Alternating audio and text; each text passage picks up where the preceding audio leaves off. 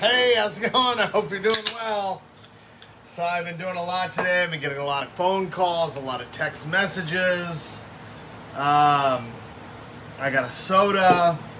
So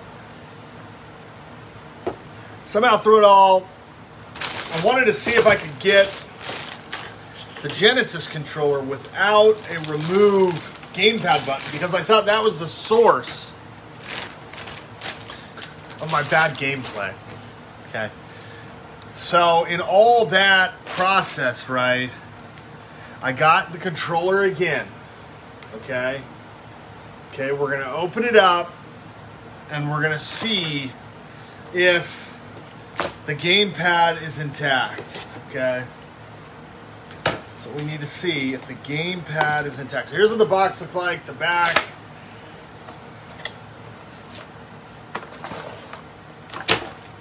Okay, this is good. The gamepad is intact. Okay, that's great. Okay, that's great. That's good.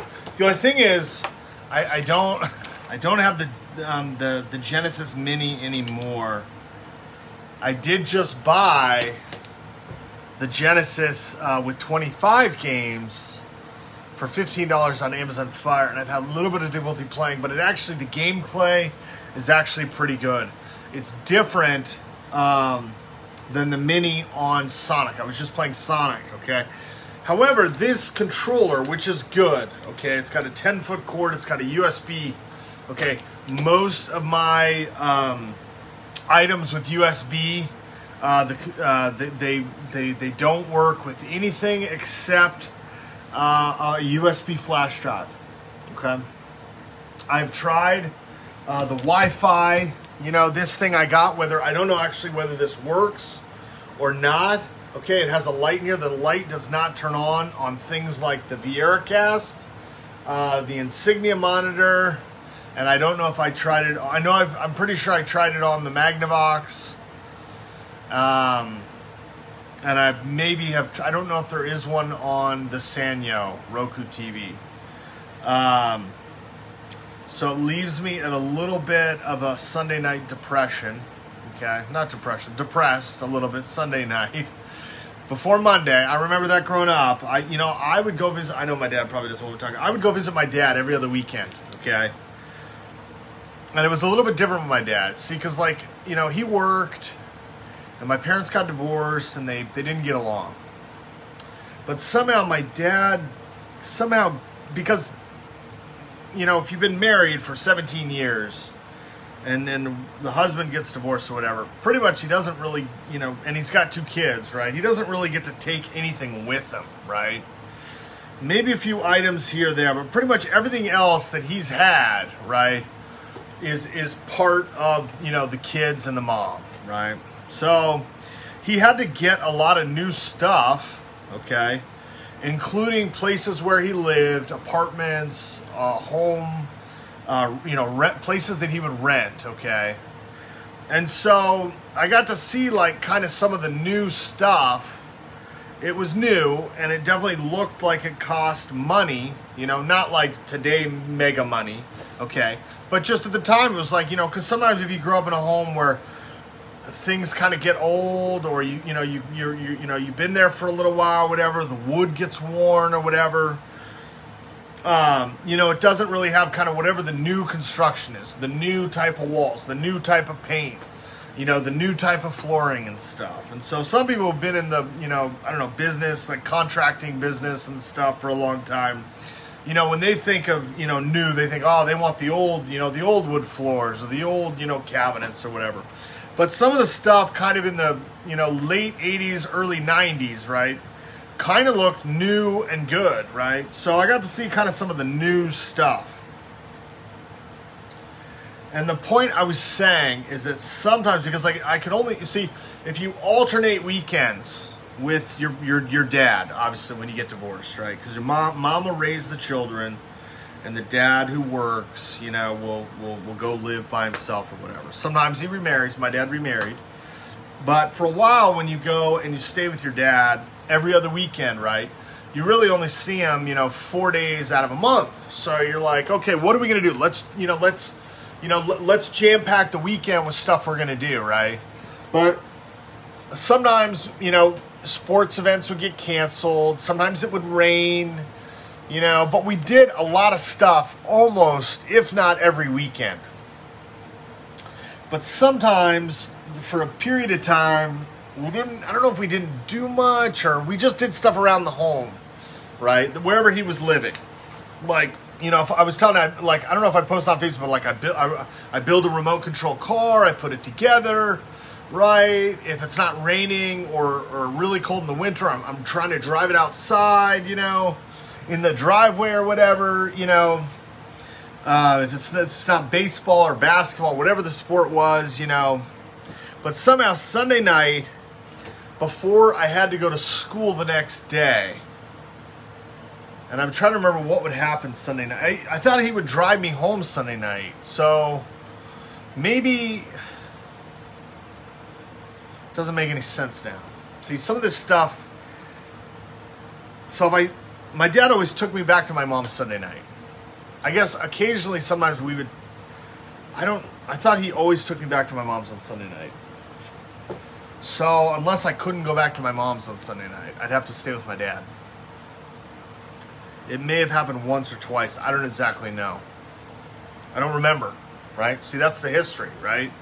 I want to know the history, but I can't. And sometimes it's better not to, right? That's why the grandparents are good. Because sometimes grandparents, you know, you just keep doing what you're doing. You don't really dwell on things that were bad in the past that happened. But somehow I remember getting real depressed, not depression, real depressed on Sunday night. It was like cold and quiet, and I was like, you know, what did I do this weekend, or what do I got to do? I got to go back to school tomorrow on Monday. You know, what do I have to take to school on Monday, right? Not necessarily is there homework or is there a project for school, or you know, did I play sports this weekend or whatever. Most of the time when I went to my dad's place and it was new, I got to do a lot of fun new stuff. Like we got to, you know, try out a delivery pizza place that was new, right? Like, what's the new delivery pizza place? I had a friend named Ryan. Ryan told me, you know, Tony Maroney's in Bellevue was the new delivery pizza place, 30 minutes or less, just like Domino's, right? So I somehow convinced my dad to order delivery pizza from Tony Maroney's. And they kind of had this like Italian sort of song, but it wasn't like an Italian flag. I don't know. I don't think they had an Italian flag or whatever. It might have been Italian and Latino or Mexican at that time, but it wasn't a Mexican restaurant. It was a pizza place, Tony Maroney's Pizza in Bellevue, and they could deliver 30 minutes or less, just as fast as Domino's. My friend Ryan, we played tennis, we played soccer. We sort of, you know, went a little bit of different ways in high school, but, you know, we ended up competing. That was the thing. That was the thing with some of my friends. It was like we'd meet. Sometimes something would happen early on when we met, but then we kind of be friends. We're like, let's play with computers. He's got a PC. You know, I remember the one thing I remember, Ryan, is video games were not as cool for Ryan, like on a video game console, like a Nintendo. Some friends, I would go over to their house and we'd play on the Nintendo console or what, you know, whatever. When I was a little bit older, it was Super Nintendo, but most of the time it was the Nintendo, and I don't think I knew any kids who were able to get the Genesis. Not that they weren't able to. It was just, you know, it was a much more expensive console at the time. And so Ryan, you know, he was a computer guy, so it was like totally different. And since I had, you know, pretty much like my dad had a Macintosh, which was black and white. Ryan had like all this. He knew everything about the PC computer and all that came with it. You know, a modem, a VGA, super VGA monitor, you know, software. You get all this different software for a PC computer, you know. And it was kind of fun, you know. We'd spend you know, maybe I'd stay over or, you know, go over after a soccer game. I think we played on the same soccer team for a couple seasons, and he was real competitive, very competitive. But we were friends, and then we ended up both somehow the year later. So we both ended up playing tennis, and then we kind of got competitive. And then in high school we kind of, you know, just kind of did different stuff. So somehow. There was one Sunday or two Sundays. I don't think it was 4 Sundays. I would stay with my dad, and somehow I didn't go back to my mom's Sunday night. I don't actually remember. See, this is kind of thing that happens when you don't have a good memory of your own history, right? You start thinking about something, then you dive into something, and then you realize that maybe it was a much bigger thing going on than what you realize. But I don't really remember it now, which is actually way better than a lot of things back then and before back then. Because what used to happen a long time before back then, like let's say 20 years before the 80s, right, in the 60s, right, there would be, sort of like permanent loss, if something like that happened, like I don't want to say I wouldn't have a dad or I wouldn't have a mom or whatever, but something like that almost always happened looking back before I was born or whatever. And so, getting depressed and then worrying about it or whatever, and not feeling good, and talking to my dad, or maybe I had a breakdown. I don't know, played video games or whatever. I don't really remember if he took me to school, the next day or the next week, because then now I'm digging into. I'm thinking something happened to my mom or something, and my sister and my stepdad. I don't think they were married then, but they were together, so something might have happened. I don't really know.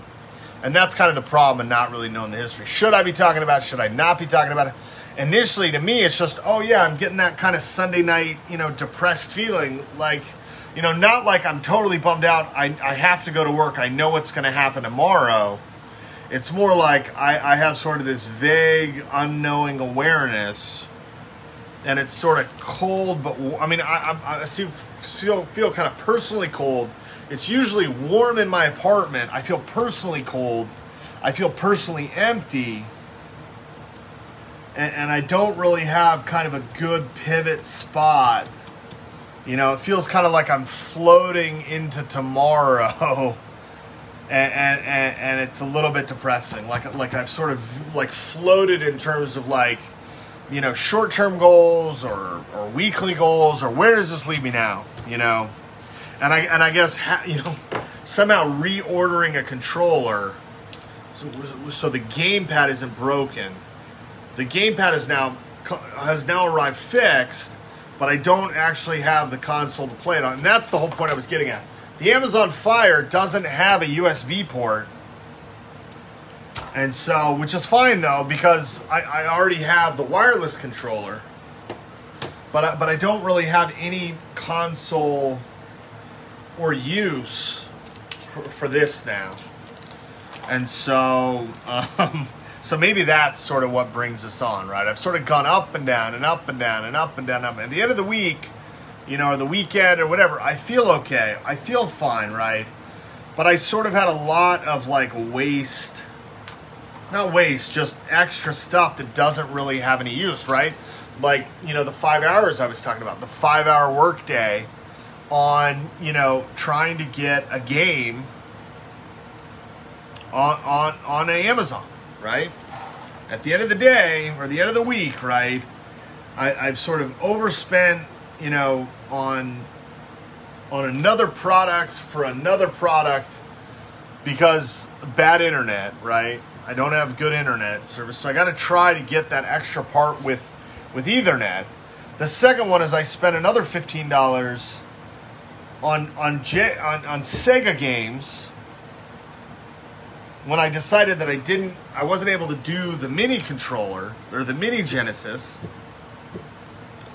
But it's also not the same game. It's not only is it not, it's both different games, it's less games, and at least one of the game or two of the games that exist, I'm pretty sure about two, but definitely about one of the games that exist on this download are different from the games on the mini Genesis. So I did notice a couple things. One is that the game on Amazon, Sonic the Hedgehog, is different from the Sonic the Hedgehog on the Sega Mini. Okay?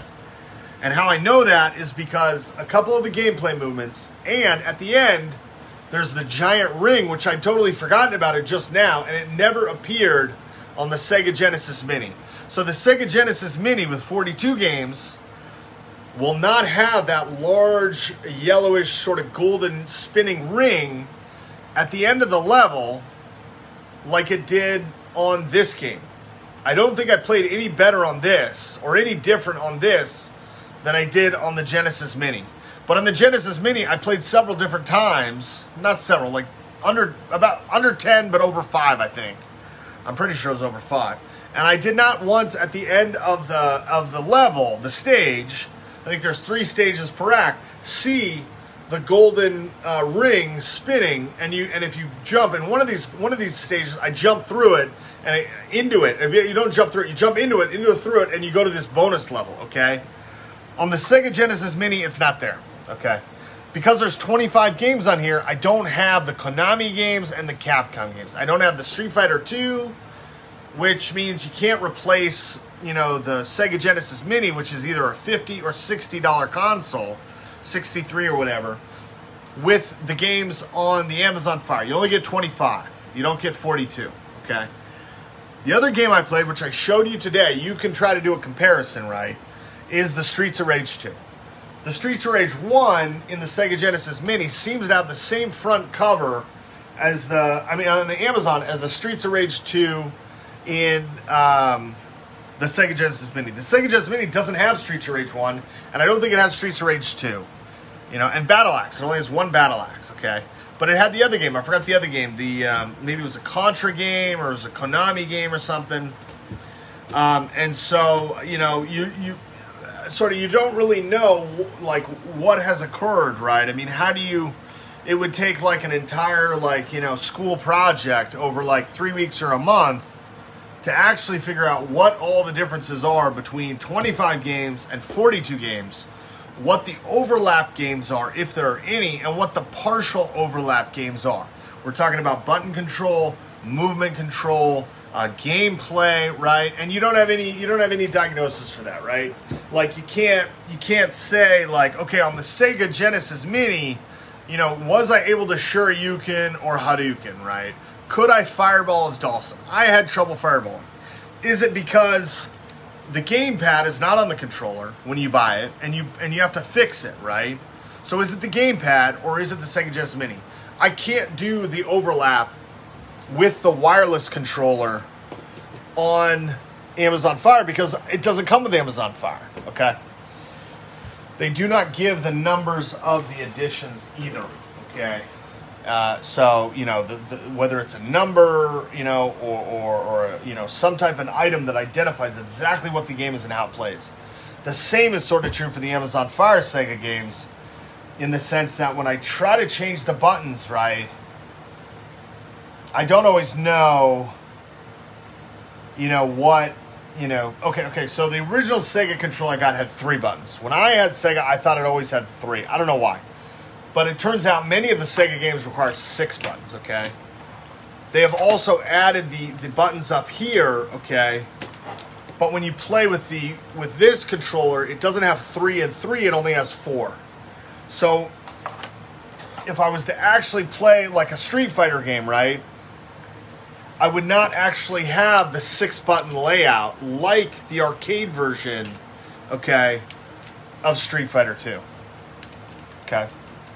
Because I would have to do 1 and 2 and then somehow use these buttons, which can additionally change gameplay, as well as, this sort of button system here versus this. I suppose you could play with the gamepad, the D-pad down here, but it doesn't necessarily have that diagonal. I don't know if they have it or not or what, okay?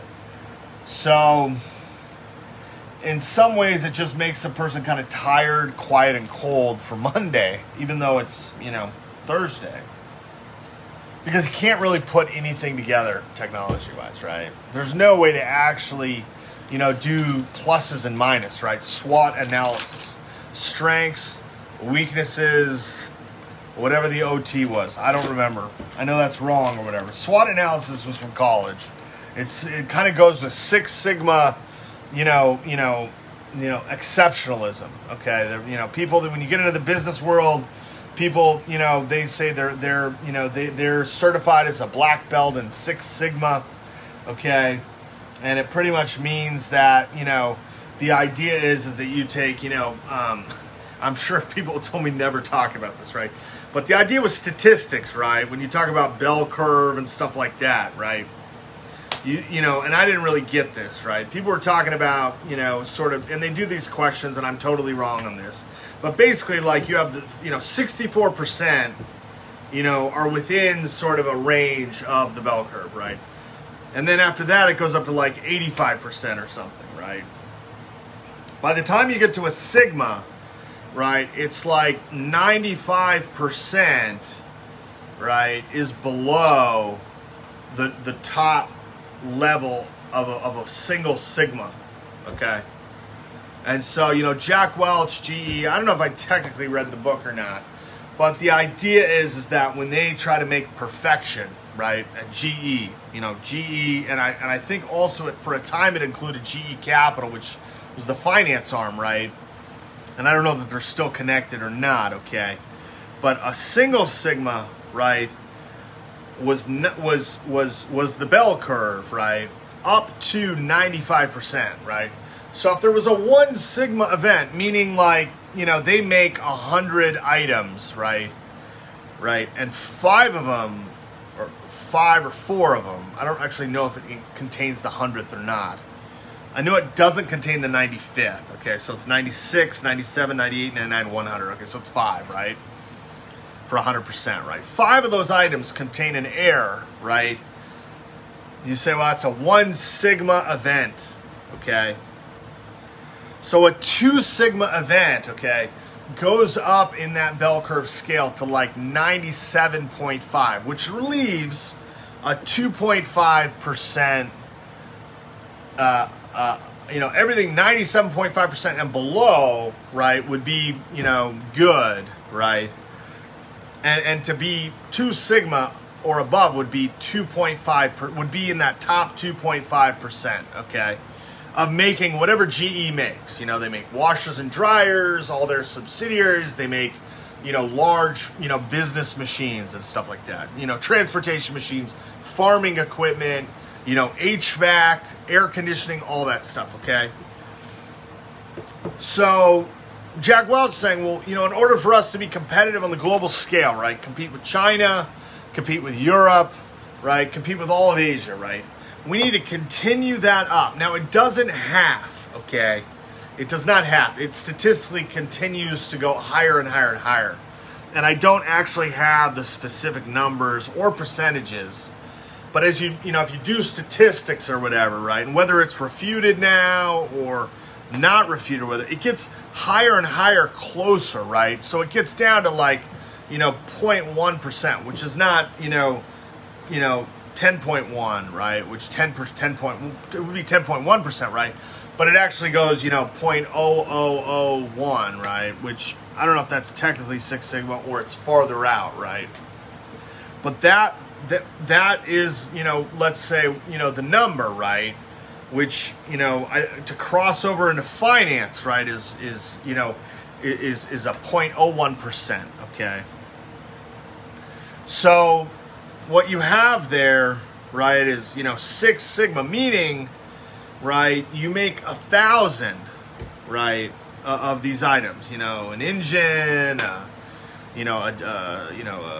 emergency exit, all that stuff, right? You have 1 out of 1,000, right? So maybe 6 sigma's higher. I don't know, because then in the discussion classes, somebody always ends up talking about whatever I just bought, nails, screws, hinges, cardboard boxes, right? If we have a failure, maybe we go up to 8 sigma or 9 sigma or 10 sigma, right? Because the companies, they say we make thousands a day, or not a minute, right, but thousands an hour, right? If we have a 6 sigma event, we get 1 out of 1,000 cardboard boxes as a total failure, right? Which creates a problem. Maybe it's not a total failure. Maybe it's a partial failure or whatever. Maybe it ships anyway. I don't know. But the idea was with these people, right? They said they have this certification, 6 Sigma analysis, black belt in 6 Sigma, okay, and they pretty much are able to help companies and processes improve, right, so they can exceed at Six Sigma level. So whether it's 1 out of 1,000, right, or 1 out of 10,000, right? I don't know if they go up to 1 out of 100,000, right? So that, you know, if you work for, you know, I don't want to say Amazon or whatever, you work for the controller company, or you work for the, you know, whatever company, right? If they're having a problem, they're like, you know, every 6, right? We're not even achieving 1 sigma, right? We got 7 or 5 errors out of 100, right? It means we're throwing away those cardboard boxes. You know, we're not able to recycle all the foreign plastic, whatever it is, you know. And so I don't know how I was thinking about that. I was thinking about working and all this stuff, how it's not really understandable, right? Because somebody who would come into a company, right, and they would say, okay, like, you know, we've got incoming orders, you know, and then that company, like, merged or joined with this company, right? And the products they say they order are the same, but we actually ship different products, right? Like, you know, like the games, right? This company orders 25 games. That company orders, you know, 42 games with hardware. They also order a secondary hardware item. One of the items comes back as a, you know, 1 sigma or 2 sigma error, right? We replace it, but, you know, now we have, you know, analysts or, you know, associates, whatever. They've got to figure out, you know, as these companies come together, you know, what are they exactly ordering, right? Are they ordering 25 games that are all entirely different from the 42 games, right? Or are some of the games exactly the same, or if some of the games are modified, and how does that sigma error come into the controller as well, right? You know, does the controller adjust gameplay so it's the same game, but then you have, you know, the software changing how the same game works, right? And so those people, you know, they pretty much would have to fix all this stuff. It takes a massive amount of energy to try to fix any of it, right? And some of the stuff ends up being kind of like SEGA Genesis, right? It's a 30-year-old video game system, right? Most of the people you see on TV don't actually, you know, try to seek out SEGA Genesis games, right? Some of the people like me say, wow, wouldn't it be fun if I remembered what it was like, you know, when I spent these weekends with my dad, or I spent time with my mom, or I went to the mall that one day. I went to the mall that one day, and I got to play the SEGA Genesis, because it was almost impossible to order. You couldn't find it. When you tried to order, it was so much more expensive than any of the other consoles. It was always sold out. You could not get it. And then they didn't have that many games for it, right? So, you know, somebody grows up, you know, they're in a company or whatever, and they try to figure this out, right?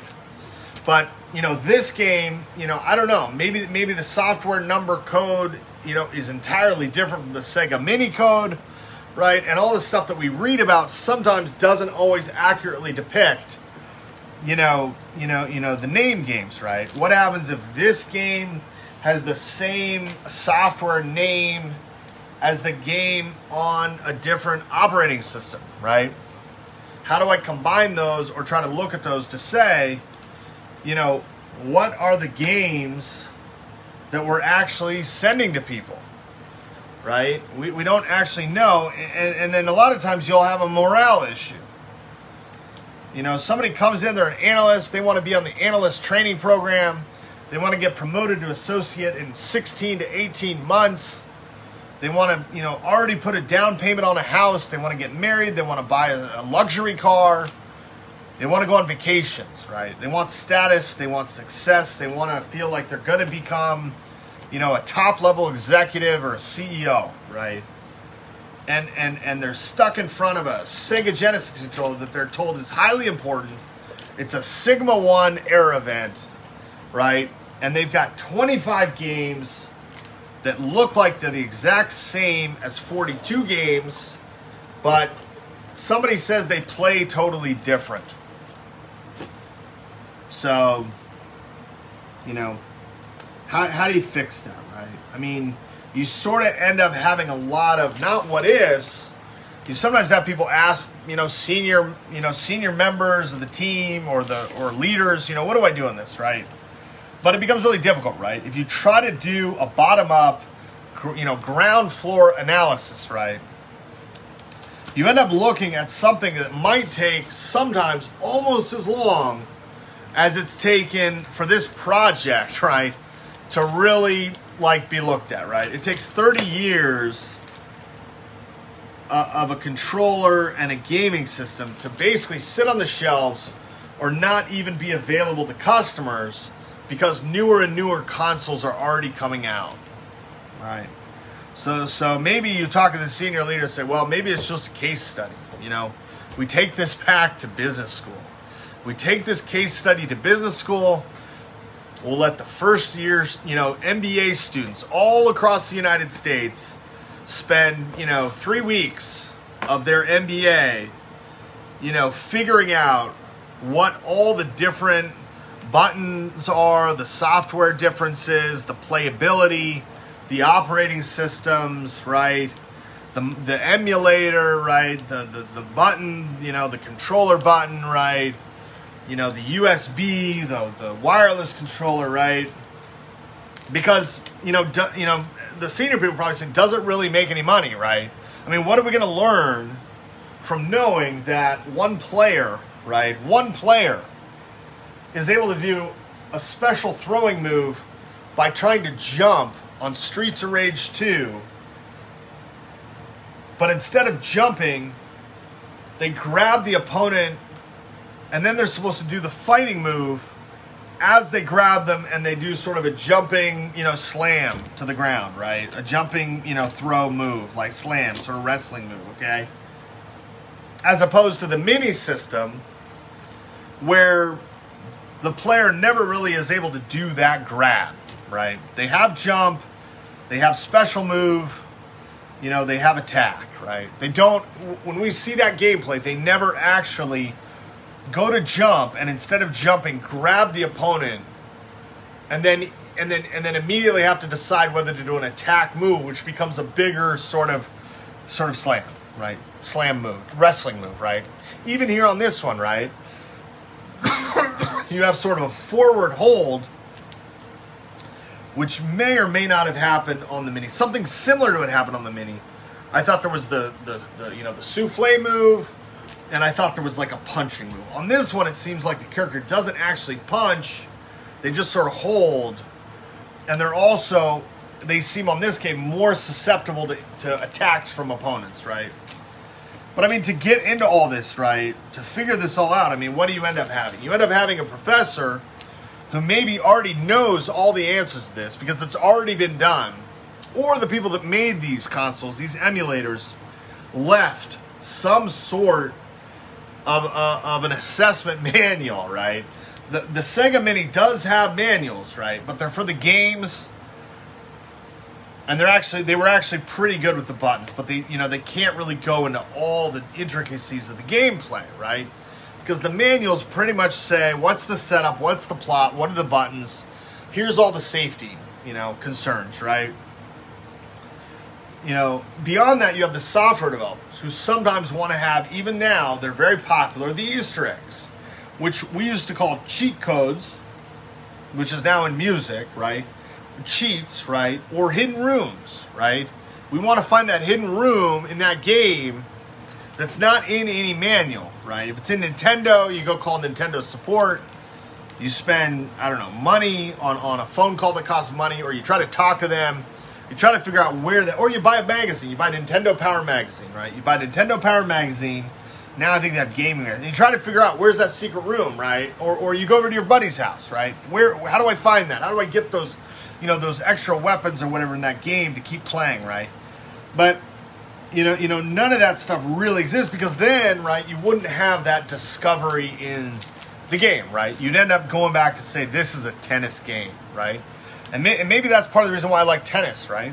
You've got, a rectangular game, right? You've got, a different area on the left and right for doubles, right? And pretty much if you can see the ball go in or it touches the line, then it's playable, right? And so sometimes people say they thought it was in or they thought it was out. You get in arguments, you talk to people, you talk to friends, right?